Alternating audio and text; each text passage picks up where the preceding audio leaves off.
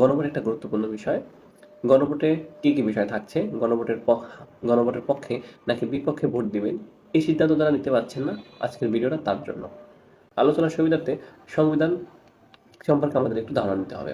সংবিধান হচ্ছে একটা রাষ্ট্র কিভাবে পরিচালিত হবে, রাষ্ট্রের জনগণ কি কি অধিকার ভোগ করবে, রাষ্ট্রের আইন বিভাগ, বিচার বিভাগ, শাসন বিভাগ, পররাষ্ট্রনীতি ইত্যাদি কিভাবে পরিচালিত হবে, এই বিষয়গুলোর লিখিত দলিলই হচ্ছে সংবিধান।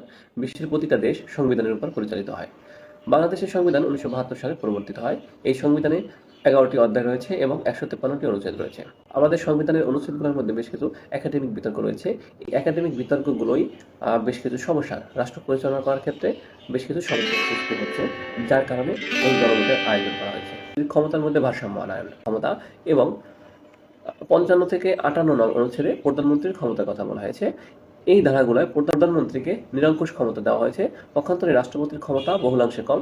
রাষ্ট্রপতি শুধু প্রধানমন্ত্রীর অনুমতি ব্যতীত প্রধান বিচারপতিকে নিয়োগ দিতে পারেন। এছাড়া বাকি সব কাজে রাষ্ট্রপতিকে প্রধানমন্ত্রীর শরণাপন্ন হতে হয়। এমনকি কোনো আইন পাশ করার ক্ষেত্রে সংসদে উত্থাপিত বিলটি রাষ্ট্রপতির কাছে পাঠানো হয়। রাষ্ট্রপতি 15 দিনের মধ্যে সিগনেচার করবেন। যদি তিনি সিগনেচার না করেন, তাহলে ধরে নেওয়া হয় যে রাষ্ট্রপতি সম্মতি, এই বিলের প্রতি রাষ্ট্রপতির সম্মতি আছে। সুতরাং আমাদের সংবিধানে প্রধানমন্ত্রীকে বহুলাংশে ক্ষমতা দেওয়া হয়েছে, কিন্তু রাষ্ট্রপতির ক্ষমতা খুবই কম। তো এক্ষেত্রে গণভোটে রাষ্ট্রপতি এবং প্রধানমন্ত্রীর মধ্যে ক্ষমতার একটা ভারসাম্য আনা হবে।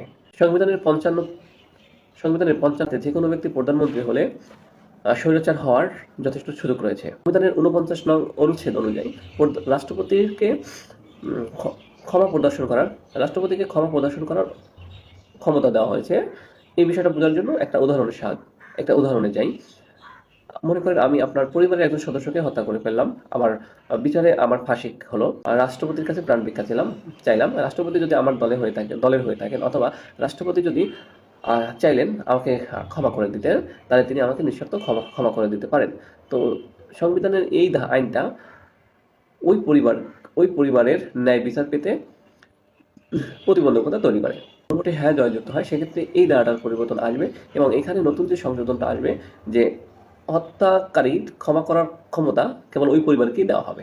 গণভোটে আরেকটা বিষয় রাখা হয়েছে যে ক্ষমতার ভারসাম্য প্রতিষ্ঠার জন্য সংসদে একটি উচ্চ কক্ষ গঠিত হবে। আমাদের দেশের সংসদ এক কক্ষ বিশিষ্ট।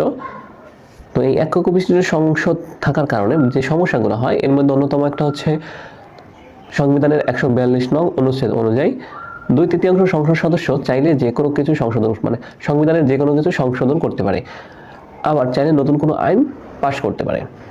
সংবিধান সংশোধনের সুবিধাটা নিয়ে তত্ত্বাবধায়ক সরকার ব্যবস্থা সংবিধান থেকে 15তম সংশোধনের মাধ্যমে বাদ দিয়েছিল। এই গণভোটের আরেকটা বিষয় রাখা হয়েছে যে সংবিধানের কোনো গুরুত্বপূর্ণ পরিবর্তনের ক্ষেত্রে গণভোটের আয়োজন করতে হবে। অর্থাৎ সংবিধানের 142 নং অনুচ্ছেদে যে 2/3 সংসদ সদস্যের ভোট পেলেই যে কোনো আইন পাশ করা যায়, অথবা যে কোনো অনুচ্ছেদ বাদ দেওয়া যায়। এই অনুচ্ছেদের অপব্যবহার থেকে বাঁচার জন্য গণভোটের ব্যবস্থা করা হবে। গণভোটের আরেকটা বিষয় রাখা হয়েছে যে কোনো ব্যক্তি 10 বছরের বেশি প্রধানমন্ত্রী হিসেবে ক্ষমতায় থাকতে পারবেন না। আমাদের দেশের রাজনৈতিক কাঠামো, অর্থাৎ পরিবারতান্ত্রিক রাজনৈতিক কাঠামোয় এক ব্যক্তির হাতে দলীয় ক্ষমতা এবং রাষ্ট্রীয় ক্ষমতা ন্যায্য থাকে, যার ফলে ওই ব্যক্তি সহজেই স্বৈরাচার হয়ে ওঠেন এবং নতুন নেতৃত্বর জন্ম হয় না এবং দলের মধ্যে গণতান্ত্রিক কাঠামোর চর্চা হয় না। সবকিছু এক ব্যক্তি কেন্দ্রিক হয়ে থাকে, যার কারণে এটা একটা সুন্দর আইন হচ্ছে যে কোনো ব্যক্তি 10 বছরের বেশি ক্ষমতায় থাকতে পারবে, প্রধানমন্ত্রী হিসেবে থাকতে পারবেন না। উন্নত বিশ্বে অধিকাংশ দেশে এই আইনটা রয়েছে। বিশেষ করে আমেরিকায় কোনো ব্যক্তি 2 মেয়াদ অর্থাৎ 8 বছরের বেশি ক্ষমতায় থাকতে পারবে না।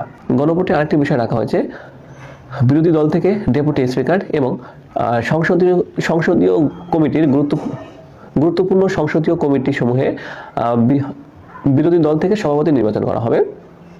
আমাদের দেশের সংবিধান পরিচালনা করার জন্য 50 ধরনের কমিটি থাকে। এই কমিটিগুলো অধিকাংশই গঠিত হয় সরকার সমর্থিত লোকদের মাধ্যমে। তো সংবিধানে ক্ষমতার ভারসাম্য প্রতিষ্ঠা করার জন্য এই আইনটা করা হয়েছে। গণভোটে আরেকটা বিষয় রাখা হয়েছে তত্ত্বাবধায়ক সরকার, নির্বাচন কমিশন এবং সরকারি কর্ম কমিশন গঠনে সরকারি দল এবং বিরোধী দল উভয় একত্রে কাজ করবে। সংবিধানের 142 নং অনুচ্ছেদ বলে বিগত আওয়ামী লীগ সরকার সংবিধান থেকে তত্ত্বাবধায়ক সরকার উঠিয়ে দিয়ে সেখানে দলীয় সরকারের অধীনে নির্বাচনের আয়োজন করে, যার কারণে আমাদের যে বিগত নির্বাচনগুলো কেমন হয়েছে এই সম্পর্কে আমরা সবাই জানি। তো সুতরাং গণভোট যদি জয়যুক্ত হয় তাহলে তত্ত্বাবধায়ক সরকার ব্যবস্থা সংবিধানে ফিরে আসবে। নির্বাচন কমিশন নির্বাচনের আয়োজন করা ছাড়াও এনআইডি কার্ড প্রদান সহ আরও বেশ কিছু গুরুত্বপূর্ণ কাজ করে থাকে। তো এই নির্বাচন কমিশনের কমিশনারগণ অর্থাৎ 5 জন কমিশনার থাকেন। এই 5 জন কমিশনারগণ সরকার নিয়োগ প্রদান করেন, অর্থাৎ এক্ষেত্রে সরকার তাদের মনোপুত বা তাদের মতাদর্শের ব্যক্তিদেরকে এই পদে বসান। নির্বাচন কমিশন গঠনের ক্ষেত্রে 5 জন নির্বাচন কমিশনার নিয়োগ দেওয়া হয়। এটা মূলত যে সরকার ক্ষমতায় থাকে সেই সরকারই তাদেরকে নিয়োগ দেন, এই 5 জনকে নিয়োগ দেন।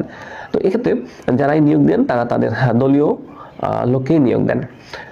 সরকারি কর্ম কমিশন, এই পিএসসি বলা হয়। এই পিএসসির কাজ হচ্ছে প্রজাতন্ত্রের কর্মচারী নিয়োগের কাজটা সম্পন্ন করে, অর্থাৎ বিসিএস থেকে শুরু করে যত ধরনের সরকারি নিয়োগ আছে সব নিয়োগ কার্যক্রম এই সরকারি কর্ম কমিশন পরিচালিত হয়।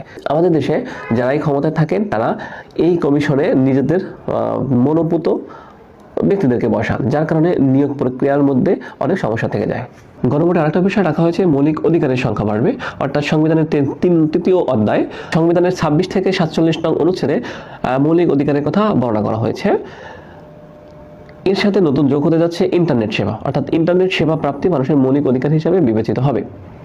যদি রাষ্ট্র মৌলিক অধিকার হিসেবে ইন্টারনেট সেবা নিশ্চিত করতে না পারে, সেক্ষেত্রে রাষ্ট্রের বিরুদ্ধে সংবিধানের 146 নং অনুচ্ছেদ অনুযায়ী রাষ্ট্রের বিরুদ্ধে মামলা করা যাবে। অর্থাৎ রাষ্ট্র যদি কোনো ব্যক্তিকে তার মৌলিক অধিকারের ব্যবস্থা না করতে পারে, সেক্ষেত্রে সংবিধানের 146 নং অনুচ্ছেদের ক্ষমতা বলে ওই ব্যক্তি রাষ্ট্রের বিরুদ্ধে মামলা করতে পারবে। গণভোটে আরেকটা বিষয় রাখা হয়, বিচার ব্যবস্থা স্বাধীনভাবে কাজ করবে। তো যদি গণভোটে জয়যুক্ত হয় তাহলে আমাদের সংবিধানের এবং রাষ্ট্রের যে মৌলিক সমস্যাগুলো রয়েছে এই সমস্যাগুলোর পরিবর্তন হবে, আর যদি গণভোটে না জয়যুক্ত হয় তাহলে রাষ্ট্রের এই সমস্যাগুলো থেকে যাবে।